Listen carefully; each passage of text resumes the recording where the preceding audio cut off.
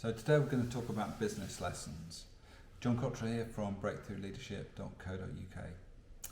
Yeah, I've been in business many, probably more years than I'd like to remember. But on the way, there's some lessons that have both stuck and seem to be relevant to clients that come up time and time again. Let's kick off with the first one.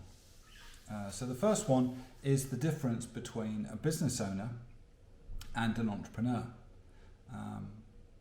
Most people, if you think about it, back to the 𝐖𝐈𝐓𝐇, are technicians who think they can do something better than the person they're working for, so they go off and start a business by themselves. And they tend to equate success with busyness. And typically those people, they don't want to grow their business anymore because they're already too busy. So they're sort of self-limiting. And the problem is that any of those, what I will call technician business owners, will tend to find a job that needs doing and then think the best person to do that job is themselves. So at any one given point in time, they never have any available capacity because they're always busy. The entrepreneur, on the other hand, the entrepreneur has a different view. The entrepreneur will find a job that needs doing and then find somebody to go and do it for them. Now, that's not necessarily an employee. It may be an employee, it could be a subcontractor, it could be a supplier. But they'll find a way to get that job done so they don't have to do it themselves. Now, that's not laziness, that's keeping available capacity. So at any one instant in time, the entrepreneur always has time because they've not filled themselves and their capacity with being or having a busy job. And as Brad Sugars says, the busy job, J-O-B, is just over broke. So if you're going to grow a business, you need to have the capacity to work on your business, to grow that business, not just be held down being busy in a job, because ultimately that's all you'll own as a business owner, is you'll just own your own job. So another lesson, like this one from Brad Sugars again, the idea that as a business owner, you're really aiming to be paid twice. So you're paid, through your salary, through your dividends from the profit of the business. That's the first time you get paid. And the second time you get paid is when you sell that business. And too many people I've seen actually have a business, and then you hear when they retire, they sold the premises or they closed the business down. They didn't actually prepare in their own minds, how do I prepare my business so that I can actually sell it to someone that has some value to somebody that doesn't have to start from scratch, can take what I've built and take it forward, and I can add more to my own retirement fund. So it's something to very much think in mind, and don't leave it until the year you're thinking of retiring. You probably need 3 to 5 years to prepare a business properly for that.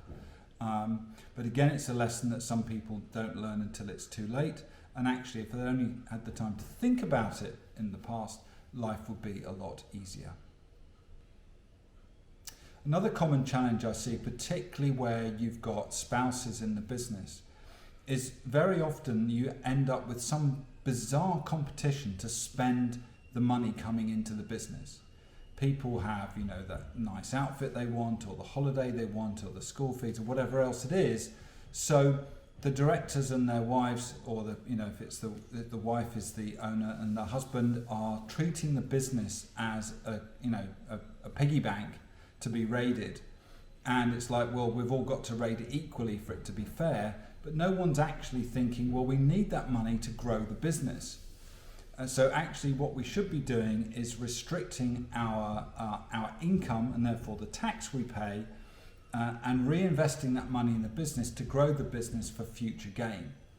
This is the simple test that they did with children with marshmallows.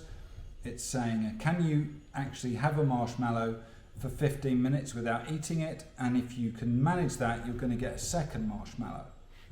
And too many people are choosing to eat the first marshmallow and forgoing the second one.